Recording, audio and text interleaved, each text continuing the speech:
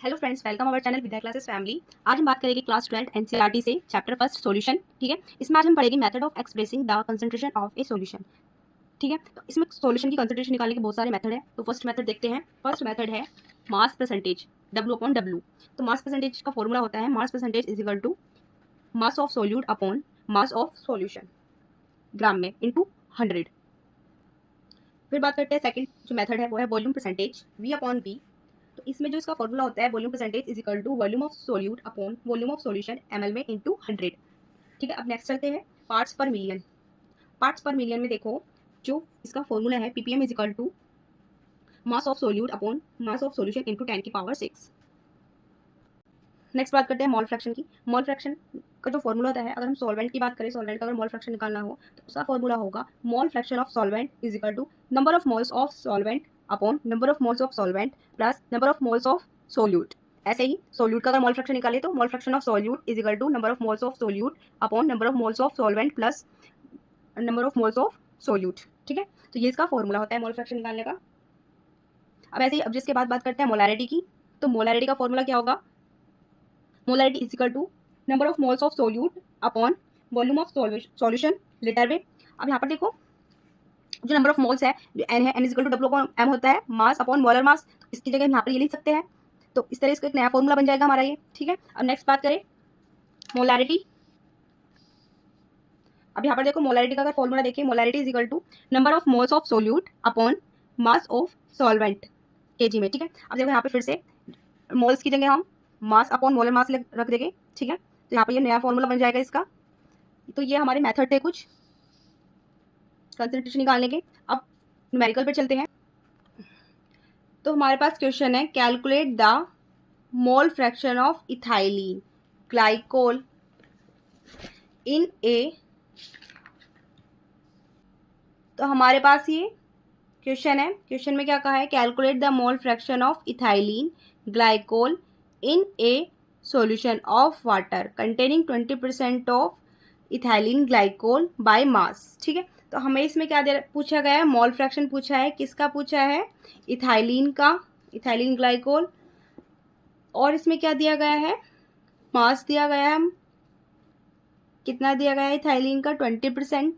तो अब इसमें हम देखो, पहले हम देखें कि इसमें पता करेंगे कि सॉल्वेंट क्या है और सोल्यूट क्या है। तो इसमें देखो जो हमारा सॉल्वेंट है ए, सॉल्वेंट जो है वो है हमारा वाटर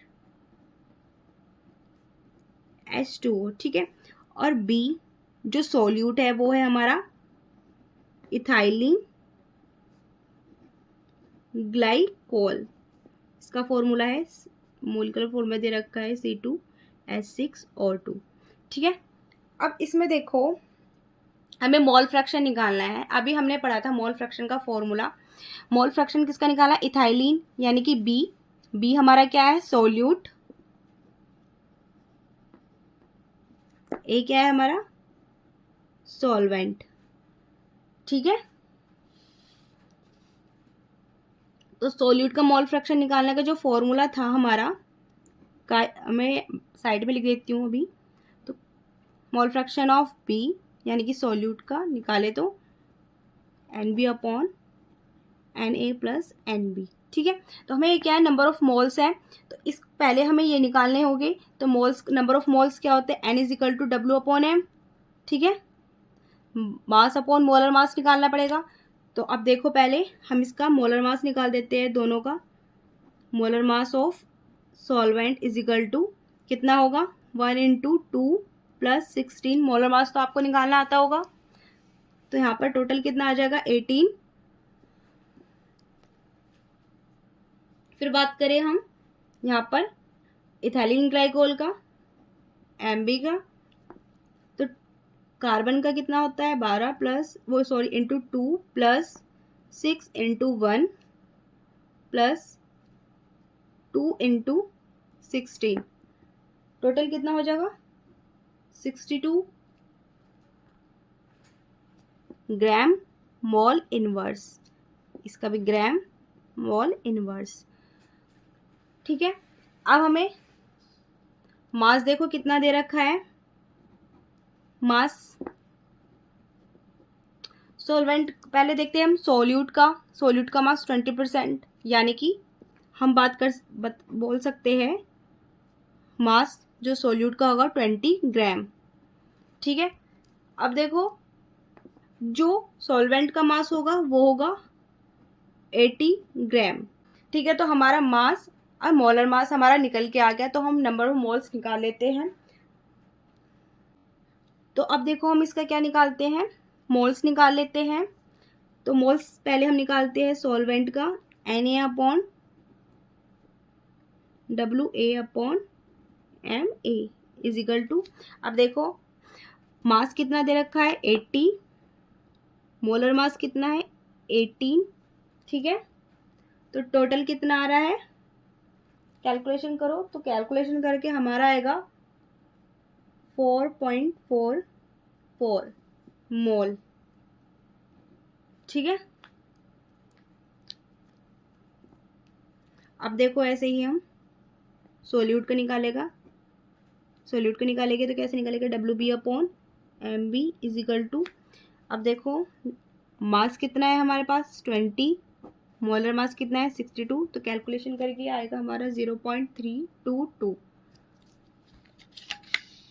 यहाँ पर देखो 20 रखेंगे, जो मास है हमारा 20 है, मोलर मास 62 आया था, 100 कैलकुलेशन आ गई 0.322। तो अब देखो अब हमारे पास नंबर ऑफ मोल्स आ गए हैं। अब हम इसका डायरेक्टली मोल फ्रैक्शन निकाल सकते हैं सोल्यूट का। तो फॉर्मूले में इसके पुट कर देंगे, फॉर्मूला था mole fraction of solute is equal to NB/NA plus NB is equal to, इसकी वैल्यू रख लेते हैं हम। तो NB की वैल्यू क्या है हमारे पास, ये है मोल 0.322 मोल अपॉन सॉल्वेंट, उसकी सॉल्वेंट के मोल्स की कितनी है 4.44 प्लस 0.322। ठीक है, इसके हम कैलकुलेशन करेंगे तो हमारी जो कैलकुलेशन आएगी वो आएगी 0.068। ठीक है, तो ये हमारा इसका आंसर होगा। जो मोल फ्रैक्शन होगा सोल्यूट यानी कि इथाइलिन ग्लाइकोल हमारा सोल्यूट था, उसका जो मोल फ्रैक्शन है 0.068 आया है। ठीक है, तो ये हमारा न्यूमेरिकल था, और न्यूमेरिकल हम नेक्स्ट वीडियो में समझेंगे। तब तक के लिए थैंक यू सो मच।